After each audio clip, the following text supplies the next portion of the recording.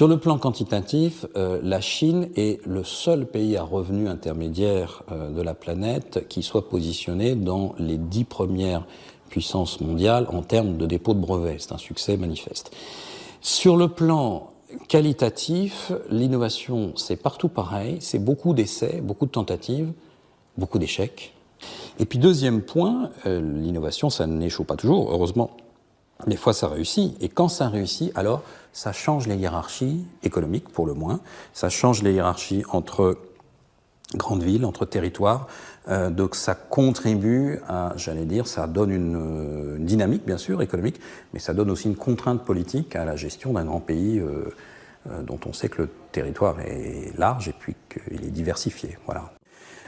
Nous avons, dans l'Union européenne, aujourd'hui, nous sommes au terme d'une très grande transformation. Le Green Deal, le paquet vert, un certain nombre de transformations pour refonder l'industrie européenne cette fois-ci, y compris les industries de défense, y compris dans une logique de souveraineté économique. Cette grande transformation a été faite et le mandat de la Commission qui va venir, ça va être de mettre en œuvre, d'approfondir tout ça. Voilà. Donc dans ce contexte-là, la Chine étant elle-même aujourd'hui en train de transformer son économie, et la transition va être assez longue, puisqu'en fait, il y a une transition, et on est bien placé à Boao ici pour en échanger et discuter avec les acteurs économiques chinois.